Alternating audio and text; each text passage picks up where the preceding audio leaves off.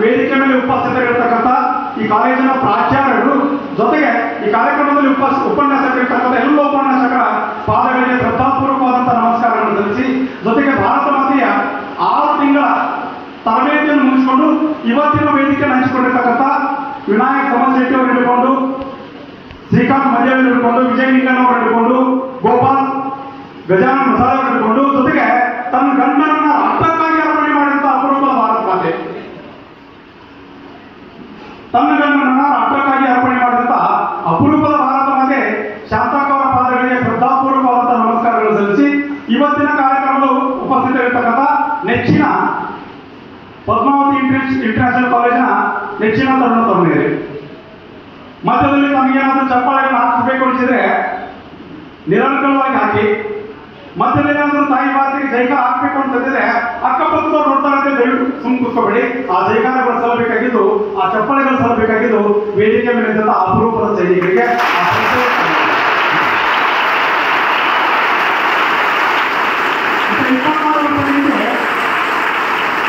24 ವರ್ಷದಿಂದ ಈ ದೇಶದಲ್ಲಿ ಯುದ್ಧ ನಡೆಯಿತು. ಬಹಳ ವಿಭಿನ್ನವಾದಂಥ ಯುದ್ಧ ಕಾರ್ಗಿಲ್ ಯುದ್ಧ.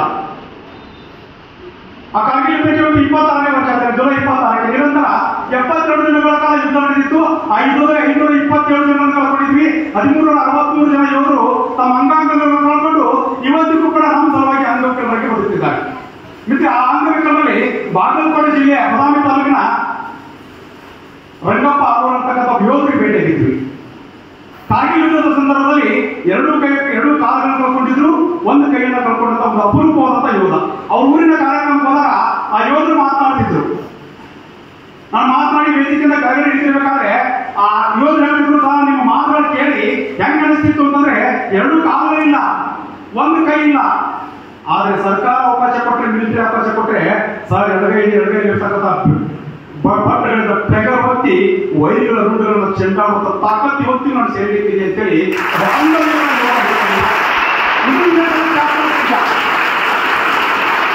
ಇದು ಭಾರತದ ಚಾಂದ್ರ ತೇಜ. ಕಾರ್ಗಿಲ್ ಅಂತಕ್ಕಂಥ ಒಂದು ದೊಡ್ಡದಂತ ಪರ್ವತಗಳ ಮಧ್ಯೆ ಇರ್ತಕ್ಕಂಥ ದೊಡ್ಡದಂತ ಜಿಲ್ಲೆ ಜಮ್ಮು ಕಾಶ್ಮೀರದ್ದು. ನಮ್ಮದೇ ಸಂಘಗಳನ್ನ ಪ್ರತಿ ವರ್ಷ ಭಾರತೀಯ ಸೈನಿಕರು ಹೆಮ್ಮ ಬೆಳಿಗ್ಗೆ ಶುರುವಾದ ನಂತರ ಜನವರಿ ತಿಂಗಳಲ್ಲಿ, ಫೆಬ್ರವರಿ ತಿಂಗಳಲ್ಲಿ ಅಲ್ಲಿಂದ ಕೆಳಗಡೆ ಬರ್ತಿದ್ರು. ಅದೇ ಸಮಯವನ್ನ ಸಾಧಿಸಿಕೊಂಡಂತ ಪಾಕಿಸ್ತಾನದವರು ನಮ್ಮದೇ ಸಂಘಗಳನ್ನ, ನಮ್ಮದೇ ಬಕ್ಕರ್ಗಳನ್ನ, ನಮ್ಮದೇ ಮಸಾಲೆಗಳನ್ನ, ನಮ್ಮದೇ ಮಧುಗುಂಡಗಳನ್ನು ಪಡಿಸಿಕೊಂಡು, ನಮ್ಮದೇ ಗುಡ್ಡಗಳನ್ನು ಕುತ್ಕೊಂಡು ನಮ್ಮ ಮೇಲೆ ದಾಳಿ ಮಾಡುವಂತ ಪ್ರಯತ್ನ ಪಾಕಿಸ್ತಾನ ಸೈನಿಕರು ಮಾಡ್ತಾರೆ. ಮೇ 14, 1999ರಂದು ಮೇಲ್ಗಡೆ ಇರೋದು ಪಾಕಿಸ್ತಾನ ಸೈನಿಕರಲ್ಲ, ಮೇಲ್ಗಡೆ ಇರೋದು ಭಾರತದ ಸೈನಿಕರಲ್ಲ, ಮೇಲ್ಗಡೆ ಪಾಕಿಸ್ತಾನ ಸೈನಿಕರಿದ್ದಾರೆ, ಪಾಕ್ ಪ್ರಚೋದಿತ ಭಯೋತ್ಪಾದಕರಿದ್ದಾರೆ ಅಂತಕ್ಕಂಥ ಮಾಹಿತಿಯನ್ನ ನಮ್ಮ ಸೈನ್ಯಕ್ಕೆ ಕೊಟ್ಟಾಗ ಮೊಟ್ಟ ಮೊದಲ ಬಾರಿಗೆ ಅದನ್ನು ನೋಡ್ಲಿಕ್ಕೆ ಹೋಗಿದ್ದು ಕ್ಯಾಪ್ಟನ್ ಸೌರಭ್ ಕಾಂಡ್ಯ. 23 ವರ್ಷ ಆದ ನನಗೆ ತನ್ನ 5 ಜನ ಸೈನಿಕರನ್ನು ಕರ್ಕೊಂಡು ಹೋಗ್ತಾನೆ. ಜಾಟ್ ರೆಜಿಮೆಂಟ್ಗೆ ಸೇರಿದಂತ ತರುಣ ತನ್ನದೇ ಗುಡ್ಡವನ್ನ, ತನಗಿರ್ತಕ್ಕಂಥ ಸುಬ್ಬರದಲ್ಲಿರ್ತಕ್ಕಂಥ ಗುಡ್ಡವನ್ನ ಪಾಕಿಸ್ತಾನ ಸೈನಿಕರು ವಶಪಡಿಸಿಕೊಂಡಿದ್ದಾರೆ. ಒಂದೇ ಒಂದು ಕಾರಣಕ್ಕಾಗಿ ಮೇಲ್ಗಡೆ ಗುಡ್ಡ ಹಾಕ್ತಾರೆ. ಬಹಳ ದೊಡ್ಡ ಪ್ರಮಾಣದ ಪಾಕಿಸ್ತಾನ ಸೈನಿಕರು ಎದುರಿಗಿದ್ರು. 23 ವರ್ಷದ ತರುಣ ಅವ್ರ ಜೊತೆಗೆ ನೇರಾಗಿರೋ ಯುದ್ಧಕ್ಕೆ ನಿಂತ ಪರಿಣಾಮ ಭಾರತದ 6 ಜನ ಸೈನಿಕರನ್ನ ಪಾಕಿಸ್ತಾನಕ್ಕೆ ಕರ್ಕೊಂಡು ಹೋಗ್ತಾರೆ. ಈ ದೇಶದ ಸೈನ್ಯ ವ್ಯವಸ್ಥೆ ಕುರಿತು ಕೇಳ್ತಾರೆ, ಈ ದೇಶದ ಇಂಟೆಲಿಜೆನ್ಸ್ ಮಾಹಿತಿ ಕುರಿತು ಕೇಳ್ತಾರೆ. ಯಾವುದಕ್ಕೂ ಉತ್ತರ ಕೊಡದೇ ಇರುವ ಕಾರಣಕ್ಕಾಗಿ ಕ್ಯಾಪ್ಟನ್ ಸೌರಭ್ ಕಾಲೇಜಿಗೆ ಸಿಗರೇಟ್ ಹಚ್ತಾರೆ, ಸಿಗರೇಟ್ ಹಚ್ಚಿದ್ರು ಉದಿನ ಕಡ್ಡಿ ಹಚ್ತಾರೆ.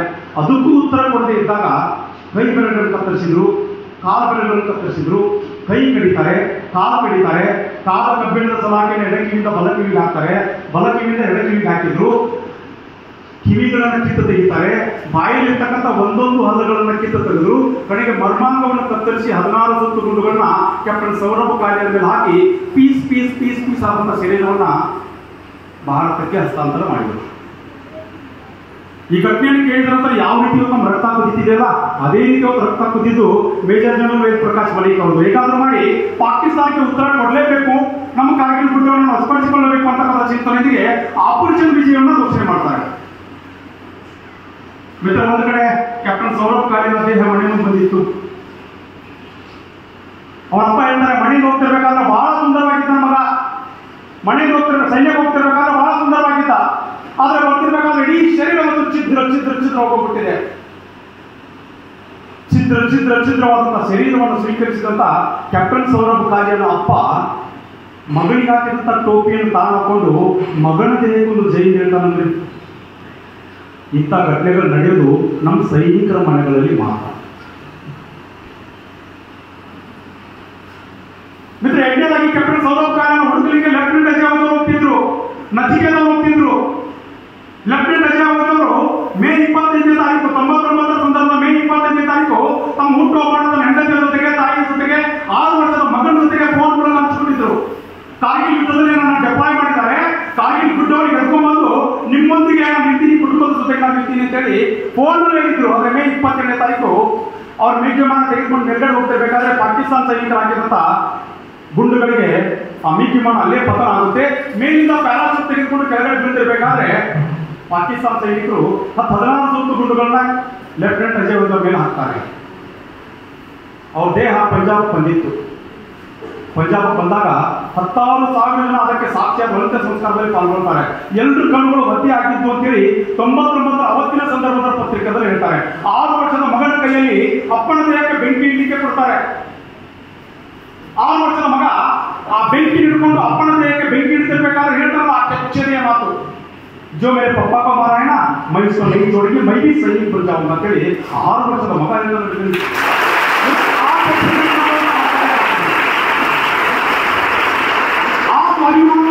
ಹಾಕಬೇಕಾಗಿದೆ. ಕಾರ್ಗಿಲ್ ಸಂದರ್ಭದಲ್ಲಿ ಮೇಜರ್ ಮನೋಜ್ ಕುಮಾರ್ ಪಾಂಡೆ ಹುತಾತ್ಮ ಆಗ್ತಾರೆ. 26 ವರ್ಷ ಹುತಾತ್ಮ ಆಗ್ತಿರ್ಬೇಕಾದ್ರೆ ಅದಕ್ಕೆ ತಾನೇ ಬಿ ಮುಗಿಸಿದ ಹುಡುಗ, ಬಿ ಇಂಜಿನಿಯರಿಂಗ್ ಮುಗಿಸಿದ, ತಮ್ಮಂತೆ ಸೈನ್ಸ್ ಕಲ್ತಿದ್ದ, ಸೈನ್ಸ್ ಕಲ್ತಂತ ಬಿ ಮುಗಿಸಿದ.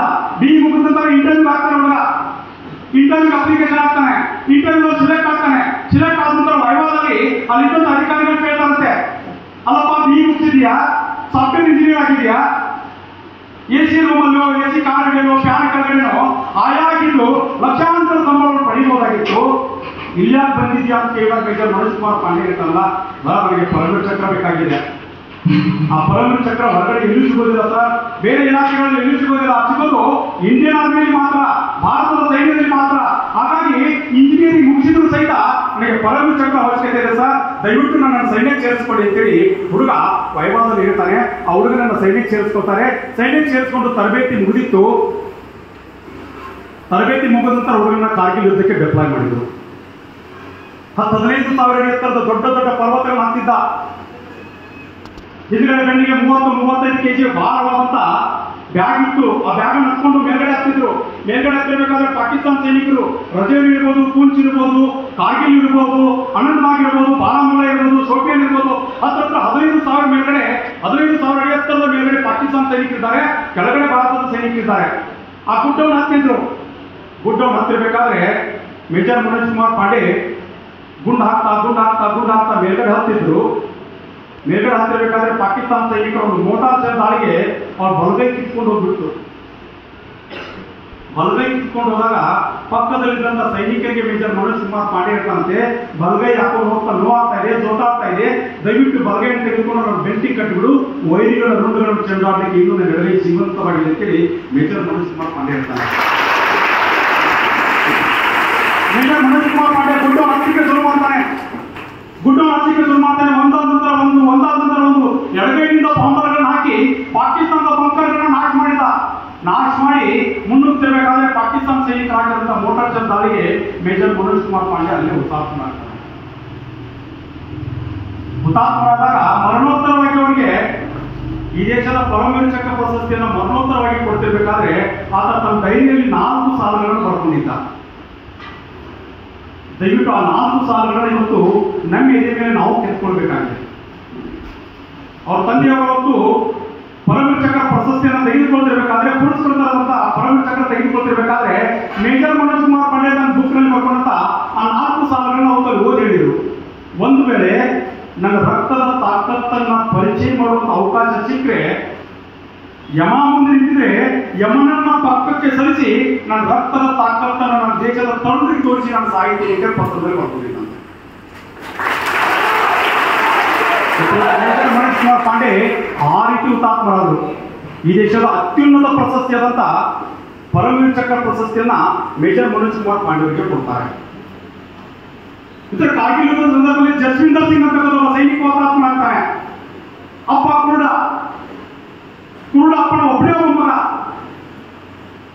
ಸೈನ್ಯಕ್ಕೆ ಹೋಗ್ಬೇಕು ಅಂತ ಅಡ್ಡಕ್ಕೆ ಬಿದ್ದು ಸೈನ್ಯಕ್ಕೆ ಸೇರ್ತಾನೆ. ಕಾರ್ಗಿಲ್ ಯುದ್ಧದ ಸಂದರ್ಭದಲ್ಲಿ ಆ ಜಸ್ವಿಂದರ್ ಸಿಂಗ್ ಅಂತಕ್ಕಂಥ ಸೈನಿಕನ ದೇಹ ಇಡೀ ಮೋಟಾರ್ ಶೆಲ್ದಾರಿಗೆ ತುತ್ತಾಗಿ ಇಡೀ ಶರೀರ ಛಿದ್ರವಾಗಿ ಹೋಗಿ ಮನೆಗೆ ಬಂದಿತ್ತು. ಒಂದು ಕಡೆ ಕುರುಡ ಅಪ್ಪ, ಮತ್ತೊಂದು ಕಡೆ ತಾಯಿ ಬಿಕ್ಕಳಿಸಿ ಅಳ್ತಿರ್ಬೇಕಾದ್ರೆ ಆ ಕುರುಡ ಅಪ್ಪ ಹೇಳ್ತಾರಲ್ಲ ಜಸ್ವಿಂದರ್ ಸಿಂಗ್ ಅವರ ಅಪ್ಪ, ದೇಶದ ಹಿತಕ್ಕಾಗಿ ಯಾರ ಮಗನಾದ್ರೂ ಸಾಯಲೇಬೇಕು, ದಯವಿಟ್ಟು ಅಳಬೇಡ ಅಂತ ಹೇಳ್ತಾ ಹೆಂಡತಿಯ ಕಣ್ಣೀರನ್ನು ಒರೆಸ್ತಾ ದೇಶದ ಹಿತಕ್ಕಾಗಿ ಯಾರ ಮಗನಾದ್ರೂ ಸಾಯಬೇಕು, ಇವತ್ತು ಆ ಸರದಿ ನನ್ನ ಮನೆಗೆ ಬರ್ತೀನಿ ಅಂತೇಳಿ ಕುರುಡಪ್ಪ ತಾನು ಕೂಡ ಆಳ್ತಾ ಗಂಡ ಹೆಂಡತಿಯ ಗಟ್ಟಿಯಾಗಿ ತಕ್ಕೊಂಡು ಮಗನ ದೇಹಕ್ಕೆ ನಮಸ್ಕಾರ ಹೇಳ್ತಾರೆ. ಇವತ್ತು ನಾವೆಲ್ಲೋ ಮನೆಗೆ ಹೋದ ತಕ್ಷಣ ರೀಲ್ಸ್ಗೂ ಮೊಬೈಲ್ಗಳಲ್ಲೂ ರೀಲ್ಸ್ಗಳಿಗೆ ಬೆನ್ನತ್ತಿ ಟಿವಿಗಳಿಗೆ ಬೆನ್ನತ್ತಿ ನಮ್ಮ ಜೀವನವನ್ನು ಹಾಳು ಮಾಡ್ಕೊಳ್ತಾ ಇದ್ದೀವಿ. ದಯವಿಟ್ಟು ಆ ರೀಲ್ಸ್ಗಳ ಬದಲಾಗಿ ರಿಯಲ್ ಹೀರೋಗಳ ಕಥೆಗಳನ್ನ ಕೇಳಬೇಕಾಗಿದೆ. ಇವತ್ತು ನಮ್ಮ ತರುಣಿಗೆ ಸ್ಟಾರ್ ಅಂತಂದ್ರೆ ಯಾವುದೋ ಒಂದು ಹುಡುಗ ನೆನಪಾಗುತ್ತೆ, ಆದ್ರೆ ನಿಜವಾಗ್ಲೂ ಇವತ್ತೇನಾದ್ರೂ ದೇಶಕ್ಕಾಗಿ ಧ್ರುವತಾರಗಳಿದ್ರೆ, ದೇಶದ ಸ್ಟಾರ್ಗಳು ಏನಾದ್ರೂ ಇದ್ರೆ ಇವತ್ತು ವೇದಿಕೆಗಳಿದ್ದಾರೆ. ಆ ಸ್ಟಾರ್ಗಳನ್ನ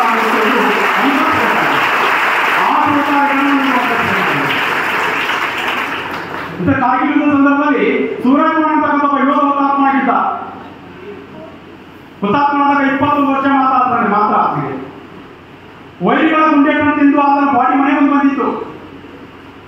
ಬಾಡಿ ಮನೆ ಮುಂದೆ ಬಂದಾಗ ಅವರಪ್ಪ ಓಡ್ತಾ ಹೋಗ್ತಾನೆ. ದಯವಿಟ್ಟು ಅಲ್ಲೇ ನಿಂತ್ಕೊಳ್ಳಿ ಅಂತ ಹೇಳ್ತಾರೆ ಅಧಿಕಾರಿಗಳಿಗೆ. ಬಾಡಿ ತಂದಂತ ಅಧಿಕಾರಿಗಳಿಗೆ ಹೇಳ್ತಾರಂತೆ, ನನ್ನ ಮಗನ ಬಾಡಿನ ದಯವಿಟ್ಟು ಬಿಚ್ಚಬೇಡಿ, ನಾನು ಮುಂದೆ ಇರ್ತೀನಿ, ಯಾವಾಗ ಬಿಚ್ಚಿ ಅಂತ ಹೇಳ್ತಾರಂತೆ. ಯಾಕಂದ್ರೆ ಎಲ್ಲ ವೈದ್ಯರಾಗಿದ್ದಂತ ಒಂದೊಂದು ಗುಂಡೇಟುಗಳು ಏನಾದ್ರೂ ಬೆಳ್ಳಿ ಬಿಟ್ಟಿದ್ರೆ ಆತ ನನ್ನ ಮಗ ಅಲ್ಲ, ಹೇಗೆ ಮಗ ಜನ್ಮ ಕೊಟ್ಟಿದ್ದೀನಿ ಅಂತೇಳಿ ಆತನಿಗೆ ಒಂದೆರಡು ಕಣ್ಣಿನ ನಾನು ಬಿಟ್ಬಿಡ್ತೀನಿ. ಒಂದು ವೇಳೆ ನನ್ನ ಮಗ ಏನಾದ್ರೂ ಎಲ್ಲ ಗುಂಡುಗಳನ್ನ ಇದೇ ತಿಂದಿದ್ರೆ ಮಾತ್ರ ಆತ ನನ್ನ ಮಗ ಅಂತೇಳಿ ಅಪ್ಪ ಹೇಳ್ತಾನಂತೆ. ಪ್ಯಾಕ್ ಮಾಡಿದ ಬಾಡಿಯನ್ನು ಬಿಡ್ತಾರೆ. ಬಿಚ್ಚಿದ ನಂತರ ಎಲ್ಲ ಗುಂಡೇಟುಗಳು ವೈರ್ ಹಾಕಿದಂತ ಎಲ್ಲ ಗುಂಡೇಟುಗಳು ಎದೆಗೆ ಬಿದ್ದಿತ್ತು. ಅವ್ರ ಅಪ್ಪ ಹೇಳ್ತಾರೆ, ಎಸ್ ಕನ್ಫರ್ಮ್ ಆಯ್ತು, ಇಂತ ನನ್ನ ಮಗನೇ, ಒಬ್ಬ ಶೂರ ಮಗನಿಗೆ ಜನ್ಮ ಕೊಟ್ಟಿದ್ದರೆ ಅಭಿಮಾನ ಇದೆ. ದೇಶ ಅವಕಾಶ ಕೊಟ್ಟರೆ ಇನ್ನೂ 2 ಗಂಡು ಮಕ್ಕಳು ಇದ್ದಾರೆ, ಆ 2 ಗಂಡು ಮಕ್ಕಳನ್ನ ಸೈನ್ಯಕ್ಕೆ ಸೇರಿಸ್ತೀನಿ ಅಂತ ಮಗನ ದೇಹದ ಮುಂದೆ ನಿಂತ್ಕೊಂಡು ಶಪಥ ಮಾಡೋದಿದೆಯಲ್ಲ, ಇದು ಸೈನಿಕ ಮನೆಯಲ್ಲಿ ಮಾತ್ರ.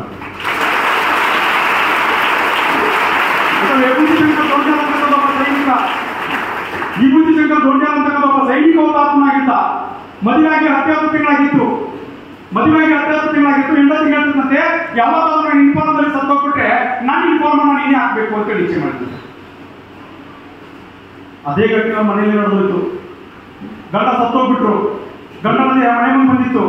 ಹೆಂಡತಿ ನಿಖಿತ ದೊಡ್ಡ ಹೊತ್ತು ನಿಮ್ಗೆ ಕೊಟ್ಟಂತೆ ಮಾತಂತೆ ನೀವು ಬಿಟ್ಟಂತೆ ಇನ್ಫಾರ್ಮ್ ನಾನೇ ಹಾಕ್ತೀನಿ ಅಂತೇಳಿ ಗಂಡನ ದೇಹದ ಪಕ್ಕಕ್ಕೆ ಕೂತ್ಕೊಂಡು ಶಪಥ ಮಾಡ್ತಾರಂತೆ. ಶಪಥ ಮಾಡಿ 2 ವರ್ಷಗಳ ಹಿಂದೆ ಮೈದಾನದಲ್ಲಿ ಓಡಿ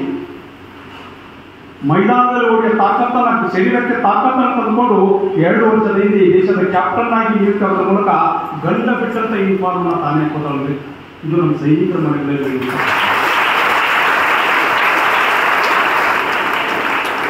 ಕಾರ್ಗಿಲ್ ಸಂದರ್ಭದಲ್ಲಿ ಕ್ಯಾಪ್ಟನ್ ವಿಕ್ರಮ್ ಮಾತ್ರ ಹುತಾತ್ಮ ಆಗ್ತಾರೆ. ಸೆಕೆಂಡ್ ಇಯರ್ ಮುಗಿಸಿದ್ರು, ಸೈನ್ಸ್ ಮುಗಿಸಿದ್ರು, BSc ಹೋಗ್ತಾರೆ. BSc ಮುಗಿಸಿದ ನಂತರ ಸೈನ್ಯಕ್ಕೆ ಹೋಗ್ತಾರೆ. ದೇಶ ಅವರನ್ನ ಕಾರ್ಗಿಲ್ ಯುದ್ಧಕ್ಕೆ ಡೆಪ್ಲಾಯ್ ಮಾಡಿತ್ತು.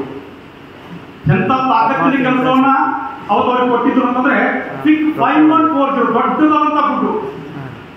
ಕಾರ್ಗಿಲ್ದಲ್ಲಿದ್ದಂತ ದೊಡ್ಡದಂತ ಗುಡ್ಡನ್ನು ಸ್ಮರಿಸ್ಕೊಂಡ್ಬಿಟ್ರೆ ಬಹಳ ಸುಲಭವಾಗಿ ಟೈಗರ್ ಗೆಲ್ಬಹುದು ಅನ್ನುವಂಥ ಚಿಂತನೆ ಒಂದು ಸೈನ್ಯದ ಅಧಿಕಾರಿಗಳು ತಿಳಿಸಿದಾಗ ಮೊಟ್ಟ ಮೊದಲನೇ ಬಾರಿಗೆ ಅದಕ್ಕೆ ಕಿವಿ ಕೊಟ್ಟು ಹೋಗಿದ್ದು ಕ್ಯಾಪ್ಟನ್ ವಿಕ್ರಮ್ ಮಾತ್ರ. 24 ವರ್ಷ ತರುಣರಿಗೆ 5140 ಸ್ಫೋಟಿಸ್ಕೊಳ್ತಿರ್ಬೇಕಾದ್ರೆ ದೊಡ್ಡ ಪರ್ವತಗಳನ್ನು ಹತ್ತುವಂತ ಸಂದರ್ಭದಲ್ಲಿ ಜೊತೆಗಿದ್ದಂತ ಸಾಕಷ್ಟು ಸೈನಿಕರನ್ನ ಕಳ್ಕೊಳ್ತಾರೆ. ಬಹಳ ಕ್ಲೋಸ್ ಫೈಟ್ ನಡೀತಿರ್ಬೇಕಾದ್ರೆ ಪಾಕಿಸ್ತಾನದ ಒಬ್ಬ ಸೈನಿಕ ಹೇಳ್ತಾನೆ ಕ್ಯಾಪ್ಟನ್ ವಿಕ್ರಮ್ ಬಾತ್ರ ಅವರಿಗೆ, ಶೇರ್ಷಾ ಪೀಚೆ ಹೋಜಾ ಅಂತೇಳಿ, ಶೇರ್ಷಾ ನಾನು ಕೊಂದೇ ಆಗ್ತಿರೋದಕ್ಕೆ ಪಾಕಿಸ್ತಾನ ಸೈನಿಕ ಹೇಳ್ತಾನೆ. ಅಷ್ಟೇ ಅಲ್ಲ, 99ರ ಸಂದರ್ಭದಲ್ಲಿ ಬಹಳ ಪ್ರಚಲಿತ ಇದ್ದಂತ ಮಾಧುರಿ ದೀಕ್ಷಿತ್ ಅಂತಕ್ಕಂಥ ಹೀರೋಯಿನಿ, ಆ ಹೀರೋಯಿನಿ ಹೆಸರನ್ನು ತೆಗೆದುಕೊಂಡು ಹೇಳ್ತಾನೆ ಪಾಕಿಸ್ತಾನ ಸೈನಿಕ, ನಿಮ್ ದೇಶದಲ್ಲಿದ್ದಂತ ಮಾಧುರಿ ದೀಕ್ಷಿತ್ ನಮಗೆ ಕೊಟ್ಬಿಟ್ರೆ ಕಾಶ್ಮೀರನ್ನ ಬಿಟ್ಬಿಡ್ತೀವಿ ಅಂತ ಹೇಳಿದಂತೆ. ಅದಕ್ಕೆ ಎಂತ ಉತ್ತರ ಕೊಟ್ಟ ಅಂತಂದ್ರೆ ಕ್ಯಾಪ್ಟನ್ ವಿಕ್ರಮ್ ಮಾತ್ರ ಮಾಧುರಿ ದೀಕ್ಷಿತ್ ಬೇಕಾ ತೆಗೆದುಕೊಳ್ಳೋದಕ್ಕೆ ತಾನೇ ಒಬ್ಬನೇ ಮುನ್ನುತ್ತಾ ವೈರಿಗಳನ್ನು ಚೆಂಡಾಡ್ತಾ 5140 ಕೊಡ್ಕೊಳ್ತಾನೆ. 100 ಪಾಕಿಸ್ತಾನ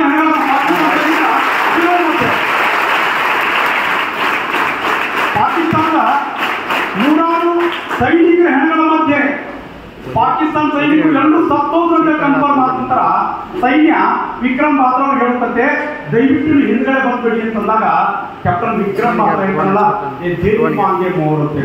ಈ ಹೃದಯಕ್ಕೆ ಇನ್ನಷ್ಟು ಗುಂಡುಗಳು ಬೇಕಾಗಿದೆ, ಈ ಹೃದಯಕ್ಕೆ ಇನ್ನಷ್ಟು ಪಾಕಿಸ್ತಾನ ರುಂಡುಗಳು ಬೇಕಾಗಿವೆ, ಹಿಂದೆ ಬರುವ ಪ್ರಶ್ನೆಗಳೆಲ್ಲ ಅಂತ ಹೇಳಿದಾಗ ಮತ್ತೆ ಮುನ್ನುಗ್ತಿರ್ಬೇಕಾದ್ರೆ ಬಿದ್ದಂತ ಒಬ್ಬ ಸೈನಿಕನನ್ನ ಉಳಿಸ್ಕೊಳ್ಳಿಕ್ಕೆ ಹೋಗಿ ಕ್ಯಾಪ್ಟನ್ ವಿಕ್ರಮ್ ಬಾತ್ರಾ ಅವರು ಹುತಾತ್ಮ ಮಾಡ್ತಾರೆ. ಕಾರ್ಗಿಲ್ ಯುದ್ಧದ ಸಂದರ್ಭದಲ್ಲಿ ಕ್ಯಾಪ್ಟನ್ ವಿಕ್ರಮ್ ಬಾತ್ರಾ ಅವರಿಗೆ ಈ ದೇಶದ ಅತ್ಯುನ್ನತ ಪ್ರಶಸ್ತಿಯಾದಂತ ಪರಮವೀರ್ ಚಕ್ರ ಕೊಟ್ಟು ಅವರಿಗೆ ಪುರಸ್ಕೃತರಾಗ್ತಾರೆ. ಯೋಗ ನಾವು ಅಪರೂಪದ ಕಾಲೇಜಲ್ಲಿ ನಾವೆಲ್ಲರೂ ಕಲಿತಾ ಇದ್ದೀವಿ. ಬಂದ ನಂತರ ತಾವು ಪ್ರಾಚಾರ್ಯರ ಜೊತೆಗೆ ಮಾತನಾಡ್ತಿರ್ಬೇಕಾದ್ರೆ ಹೇಳಿದ್ರು, ಪದ್ಮಾವತಿ ಇಂಟರ್ನ್ಯಾಷನಲ್ ಕಾಲೇಜಲ್ಲಿ ಕಲಿತಂತ ವಿದ್ಯಾರ್ಥಿನಿಯರು ಇಲ್ಲಿವರೆಗೆ NDAದಲ್ಲಿ 35ರಿಂದ 40 ತರುಣಿಯರು -30 ಡಿಗ್ರಿ ಕೆಲಸಕ್ಕೆ ಹೋಗಿದ್ದಾರೆ ಅಂತೇಳಿ ಇದೇ ಕಾಲೇಜಿನ ವಿದ್ಯಾರ್ಥಿನಿಯರು. ಅಷ್ಟೇ ಅಲ್ಲ, ಅಗ್ನಿವೀರಲ್ಲಿ 60-65 ಹೆಚ್ಚು ತರುಣರು -30 ಡಿಗ್ರಿ ಕೆಲಸಕ್ಕೆ ಹೋಗಿದ್ದಾರೆ ಅಂತೇಳಿ ಅಪರೂಪದ ಮಾತುಗಳು ಇರ್ತಲ್ಲ. ದಯವಿಟ್ಟು ಭವಿಷ್ಯದಲ್ಲಿ ತಾವು ಕೂಡ ಆ ಕೆಲಸವನ್ನು ಮಾಡಬೇಕು ಅಂತ ವಿನಂತಿ ಮಾಡ್ತೀವಿ. ಕಾರ್ಗಿಲ್ ಯುದ್ಧದ ಸಂದರ್ಭದಲ್ಲಿ 23 ಗುಂಡೆಗಳನ್ನ ತಿಂದಿದ್ರು ಒಬ್ಬ ಯೋಧರು. ಕಾಲಿಗೆ 28 ಆಪರೇಷನ್ಗಳಾಗಿತ್ತು ಒಬ್ಬ ಯೋಧರಿಗೆ. ಕ್ಯಾಪ್ಟನ್ ನವೀನ್ ನಾಗಪ್ಪ ಹುಬ್ಬಳ್ಳಿ ಅವರು 28 ಆಪರೇಷನ್ ಆಗಿತ್ತು. 23 ಗುಂಡೆಗಳನ್ನ ತಿಂದಂತ ಯೋಗೇಂದ್ರ ಸಿಂಗ್ ಯಾದವ್ ಈ ಕಾಲೇಜಿಗೆ ಬಂದಿದ್ರು. 2019 ಸಂದರ್ಭದಲ್ಲಿ ಬನಹಟ್ಟಿ ಒಂದು ಕಾರ್ಯಕ್ರಮ ಮಾಡಿದ್ದೀವಿ. ಬಾಗಲಕೋಟೆ ಜಿಲ್ಲೆಯಲ್ಲಿ ಯಾರ್ಯಾರು ಗುಂಡೊಡ್ಸ್ಕೊಂಡು ಹುತಾತ್ಮರಾಗಿದ್ದಾರಲ್ಲ ಆ ಯೋಧರ ಸಮಾಧಿಗಳಿಗೆ ಹೋಗಿ ಮಣ್ಣನ್ನು ತಂದಿದ್ದೀವಿ. ಅದೇ ರೀತಿ ಅವತ್ತು ಬೆಳಬಿಲೆ ಸಿದ್ದಪ್ಪ ಕೆಂಚಪ್ಪ ಕುಂಬಾರ ಅವರು ಶಾಂತಗೋರಿದ್ದಲ್ಲ ಅವರ ಯಜಮಾನರ ಸಮಾಧಿಯನ್ನು ಕೂಡ ಮಣ್ಣನ್ನು ತಂದಿದ್ದೀವಿ. ಆ ಮಣ್ಣನ್ನು ತರಲಿಕ್ಕೆ ಹೋದಾಗ ಜಮಖಂಡಿಯ ದಿಲೀಪ್ ಕೋದರಾಜ್ ಅವರು ಕಾರ್ಗಿಲ್ ಯುದ್ಧದ ಸಂದರ್ಭದಲ್ಲಿ ಹುತಾತ್ಮರಾದಂತ ದಿಲೀಪ್ ಕೋದರಾಜ್ ಅವರ ಸಮಾಧಿಗೆ ಹೋಗಿದ್ವಿ. 2 ಮಗುವಿಗೆ ಜನ್ಮ ಕೊಟ್ಟಿದ್ದು, 3ನೇ ಮಗುವಿನ ಗರ್ಭಾವಸ್ಥೆಯಲ್ಲಿದ್ದಾಗ ಸೈನ್ಯದಿಂದ ಒಂದು ಫೋನ್ ಬರುತ್ತೆ, ಸರ್ ನಿಮ್ ಗಂಡ ದಿಲೀಪ್ ಅವರು ಹೋಗ್ಬಿಟ್ರು ಅಂತೇಳಿ. ಯಾವ ತರ ನೋವಾಗಿರ್ಬೋದು ಆ ತಾಯಿಗೆ. ಮುಂದೆ ಎದ್ದು ನಿಂತ್ಕೊಂಡ ತಾಯಿ ಹೇಳ್ತಾಳೆ, ಸರಿ ಕುಸಿದು ಬಿಟ್ಬಿಟ್ರು ತನ್ನ ಗಂಡನ ಸಮಾಧಿ ಹತ್ರ. ಎದ್ದು ನಿಂತ್ಕೊಂಡ ತಾಯಿ ಹೇಳ್ತಾಳೆ, ಸರ್ ನನ್ನ ಗಂಡ ಹುತಾತ್ಮ ಆಗ್ತಿರ್ಬೇಕಾದ್ರೆ ಸುಮ್ಮನೆ ಹುತಾತ್ಮ ಆಗಿಲ್ಲ, ಪಾಕಿಸ್ತಾನದ 11 ಜನ ಸೈನಿಕರ ಯುದ್ಧ ಮೇಲೆ ಕೊಚ್ಚಾಕಿ ಹುತಾತ್ಮ ಆಗಿದ್ದಾರೆ ಸರ್. ಹುತಾತ್ಮ ಹೆಂಡತಿ ಹೇಳ್ಕೊಳ್ಳಿಕ್ಕೆ ನನಗೆ ಅಭಿಮಾನ ಇದೆ, ಹೆಮ್ಮೆಯಿಂದ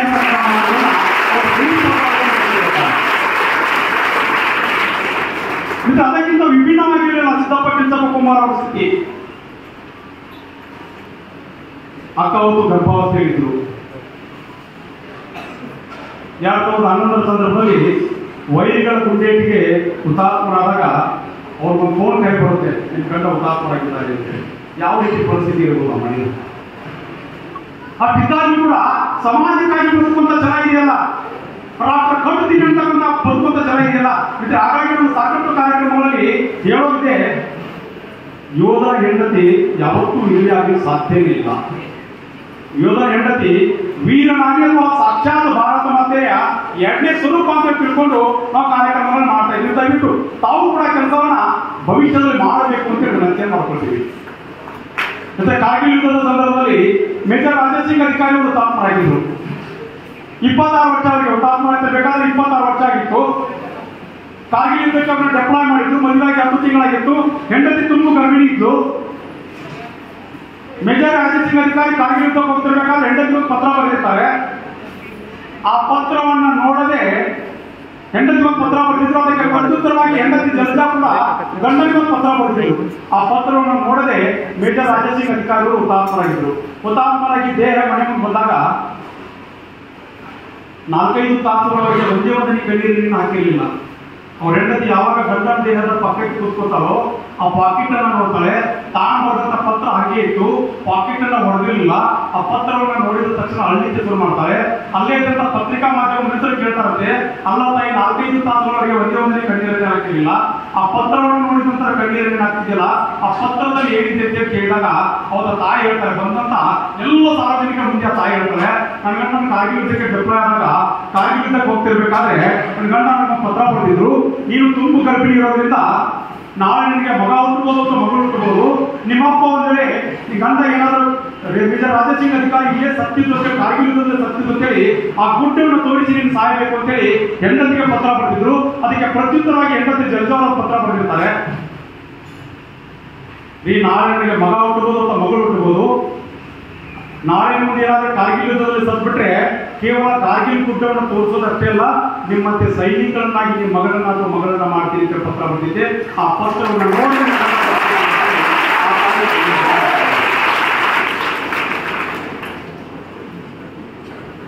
ಇವತ್ತು ಇಂಥ ಅಪರೂಪದ ಸೈನಿಕರ ಕಥೆಗಳನ್ನ ನಮ್ಮೊಳಗೆ ನಾವು ಹಾಕೊಂಡು ಭವಿಷ್ಯದ ಸೈನಿಕರು ನಾವು ಹಾಕಬೇಕಾಗಿದೆ. ನಮಗೆ ಇನ್ಫಾರ್ಮ್ ಹಾಕುವಂತ ಯೋಗ್ಯತೆ ಇದೆಯೋ ಗೊತ್ತಿಲ್ಲ, ಯೋಗ ಇದೆಯೋ ಗೊತ್ತಿಲ್ಲ. ಆದ್ರೆ ಗಡಿಯೊಳಗಿನ ಸೈನಿಕರಾಗಿ ನಾವೆಲ್ಲರೂ ಸೇರಿ ಕೆಲಸ ಮಾಡಬೇಕಾಗಿದೆ. ಈ ದೇಶವನ್ನು ಕಟ್ಟಲಿಕ್ಕೆ ನಾವೆಲ್ಲರೂ ಮುಂಚೆನೆ ನಿಂತ್ಕೊಂಡು ಕೆಲಸ ಮಾಡಬೇಕಾಗಿದೆ. ಯಾಕಂದ್ರೆ ಇಲ್ಲಿವರೆಗೆ ಬಹುಶಃ ಹತ್ತತ್ರ ಕಳೆದ 18-19 ವರ್ಷದಿಂದ ರಬಕವಿ ತಾಲೂಕಿನಲ್ಲಿ ನಮ್ಮ ತಾಲೂಕಿನಲ್ಲಿ ಸಾಕಷ್ಟು ಜನ ಸೈನಿಕರನ್ನು ಮಾಡಬೇಕು ಅಂತ ನಿಶ್ಚಯ ಮಾಡಿಕೊಂಡು ಇಲ್ಲಿವರೆಗೆ 10-23 ಜನ ಪ್ರವಾಸ ಮಾಡಿದ್ವಿ. 13-14 ಸ್ಕೂಲ್ ಕಾಲೇಜ್ ತಿರುಗಾಡಿದ್ವಿ. ಒಂದಿಷ್ಟು ತವರು ನಮ್ಮೊಂದಿಗೆ ಬೆರೆತು ಕೆಲಸ ಮಾಡ್ಲಿಕ್ಕೆ ಶುರು ಮಾಡಿದ್ರು. ಮಿತ್ರರಿಗೆ ಬಿಲ್ ಮಾಡ್ತಿರೋ ಗೊತ್ತಿಲ್ಲ. ರಬಕವಿ ತಾಲೂಕಿನಲ್ಲಿ ಇಲ್ಲಿವರೆಗೆ 4,500 ಹೆಚ್ಚು ಸೈನಿಕರಿದ್ದಾರೆ. ಬಹುಶಃ ಉತ್ತರ ಕರ್ನಾಟಕದಲ್ಲಿ ಅತಿ ಹೆಚ್ಚು ಸೈನಿಕರು ಸಿಗ್ತಕ್ಕಂಥ ಅಪರೂಪದ ಪುಣ್ಯಭೂಮಿ ಯಾವುದಾದ್ರೂ ಇದ್ರೆ ಅದು ನಮ್ಮ ರಬಕವಿ ಅಂತಕ್ಕಂಥ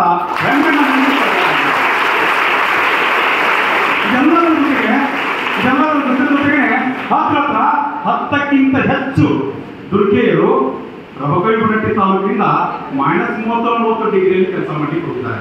ಮಿತ್ರ ಹೆಂಗಿದೆ ಪರಿಸ್ಥಿತಿ ಅಂತಂದ್ರೆ 2013-14 ಸಂದರ್ಭದಲ್ಲಿ ಈ ದೇಶದಲ್ಲಿ ಮಹಿಳೆಯರ ಸಂಖ್ಯೆ ಕೇವಲ ಆರ್ಮಿಯಲ್ಲಿ ಕೆಲಸ ಮಾಡತಕ್ಕಂಥ ಮಹಿಳೆಯರ ಸಂಖ್ಯೆ ಕೇವಲ 650 ಇತ್ತು. ಕೇವಲ 650. ಆದ್ರೆ 2025 ಅಪ್ಡೇಟ್ ಅನ್ನ ತೆಗೆದುಕೊಂಡ್ರೆ 2025 ಅಪ್ಡೇಟ್ ಅನ್ನ ತೆಗೆದುಕೊಂಡ್ರೆ ಈ ದೇಶದಲ್ಲಿ -30-40 ಡಿಗ್ರಿಯಲ್ಲಿ ಕೆಲಸ ಮಾಡಲಿಕ್ಕೆ ಇರತಕ್ಕಂಥ ದುರ್ಗೆಯರ ಸಂಖ್ಯೆ, ಅಂದ್ರೆ ಈ ದೇಶದ ಕುಶಲ ನೇತೃತ್ವ, ಈ ದೇಶದ ಹೆಮ್ಮೆಯ ಪ್ರಧಾನಮಂತ್ರಿ ಮಾಡಿದಂತ ಅಪರೂಪದ ಕೆಲಸ ಕಾರ್ಯಕ್ಕಾಗಿ ಇಲ್ಲಿವರೆಗೆ 24,500 ದುರ್ಗೆಯರು ದೇಶದಲ್ಲಿ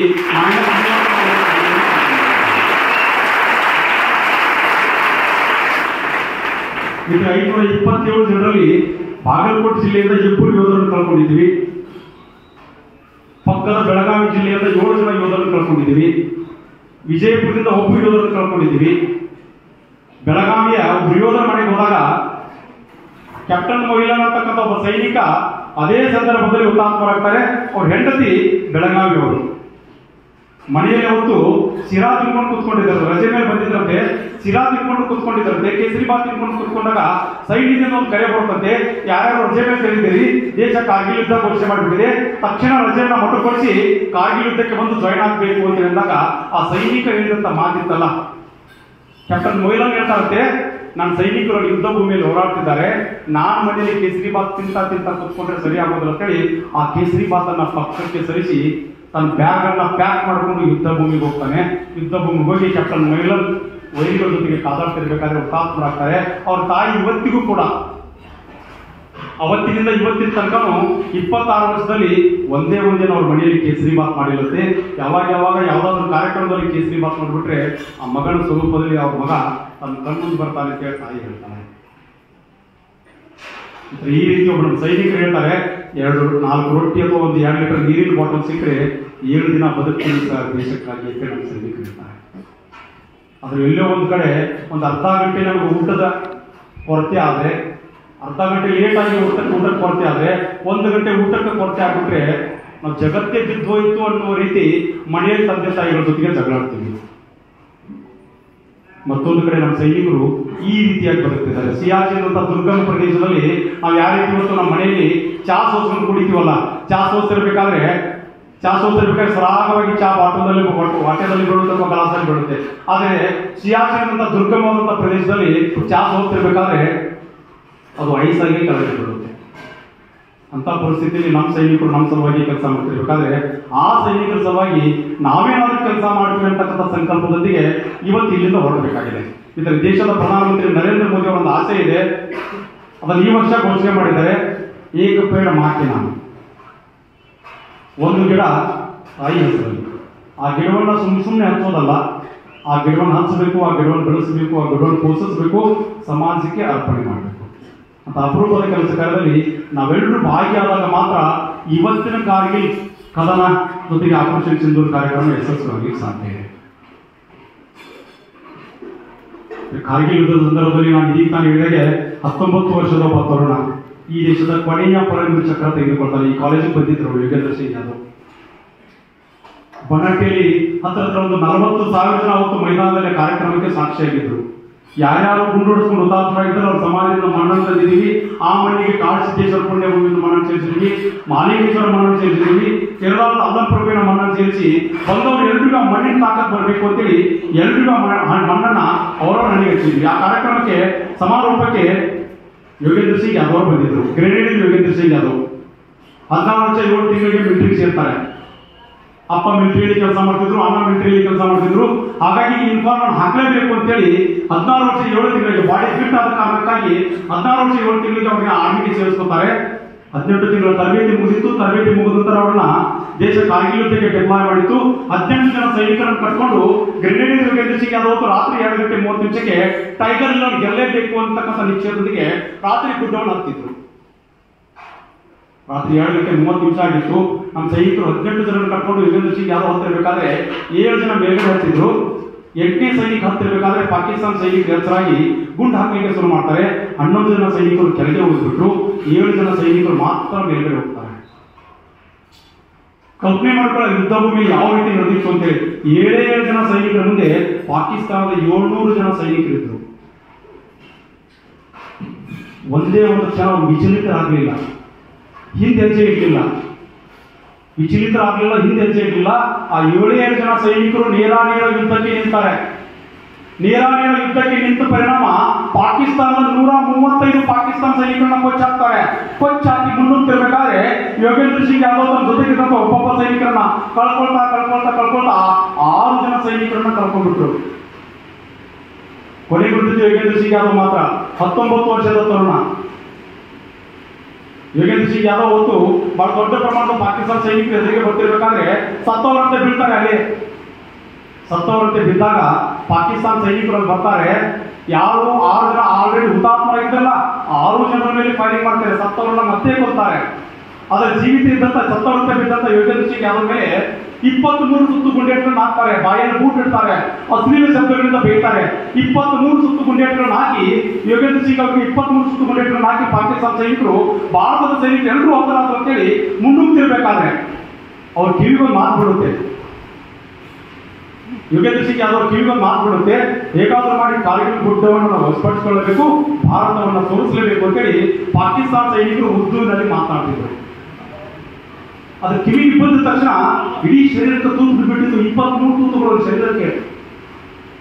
ಅಷ್ಟಿದ್ದಾಗ ಸಹಿತ ರಕ್ತ ಸಿಕ್ತವಾದಂತಹ ಶರೀರದ ಮಧ್ಯೆ ಯೋಗೇಂದ್ರ ಸಿಂಗ್ ಯಾದವ್ ಎದ್ದಿರುವಂತ ಪ್ರಯತ್ನ ಮಾಡ್ತಾರೆ.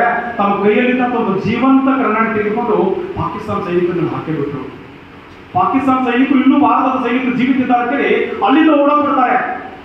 ಹೇಗಾದ್ರೂ ಮಾಡಿ ವಿಷಯವನ್ನ ಕೆಳಗಡೆ 15,000 ಅಡಿ ಎತ್ತರದ ಕೆಳಗಡೆ ಇರ್ತಕ್ಕಂಥ ನನ್ನ ರೆಜಿಮೆಂಟ್ಗೆ ತಿಳಿಸಲೇಬೇಕು ಅಂತಕ್ಕಂಥ ನಿಶ್ಚಯ ಮಾಡಿ 15,000 ಅಡಿ ಎತ್ತರದ ಮೇಲಿಂದ ತಮ್ಮ ಜೀವನ ಅದನ್ಕೊಂಡಿಟ್ಕೊಂಡು 23 ಗುಂಡೇಟನ್ನು ತಿಂದಂತ ಯೋಧ 20,000 ಅಡಿಯಿಂದ ಮೇಲ್ಗಡೆಯಿಂದ ಜೈತಾ ಬಂದು ತಮ್ಮ ರೆಜಿಮೆಂಟ್ ಹತ್ರ ಬೀಳ್ತಾರೆ. ಮೇಜರ್ ಗುಜಾರ್ ಸಿಂಗ್ ಠಾಕೂರ್ ಅವರನ್ನು ಮಾತನಾಡ್ತಾ ಇರ್ತಾರೆ. ಇದರ ಸಂಭಾಷಣೆ ಹೇಗಿತ್ತು ಅಂತಂದ್ರೆ ಮೇಜರ್ ಗುಜಾರ್ ಸಿಂಗ್ ಠಾಕೂರ್ ಯೋಗೇಂದ್ರ ಸಿಂಗ್ ಯಾದವ್ ಮಾತನಾಡ್ತಾ ಇರ್ತಾರೆ. ಹೇಗಿದೆಯಪ್ಪ ಅಂತಂದಾಗ sir I am fit and fine ಅಂತ ಹೇಳ್ತಂತೆ. 23 ಗುಂಡೇಟನ್ನು ತಿಂದಂತ ಯೋಧ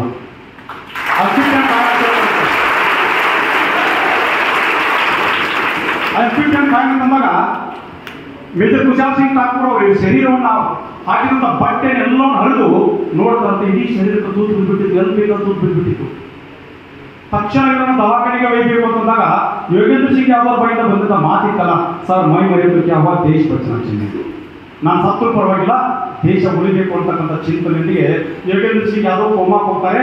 ಕೋಮಾದಿಂದ ಎದ್ದು ಬಂದಾಗ ಈ ದೇಶ ಕಾರ್ಗಿಲ್ ಯುದ್ಧವನ್ನು ಗೆದ್ದಿತ್ತು. ಕಾರ್ಗಿಲ್ ಯುದ್ಧದಲ್ಲಿ ಈ ದೇಶದ ಕೊನೆಯ ಪರಮವೀರ ಚಕ್ರ ಪ್ರಶಸ್ತಿಯನ್ನ 19 ವರ್ಷದ ತರುಣನಿಗೆ ಕೊಡ್ತಾರೆ.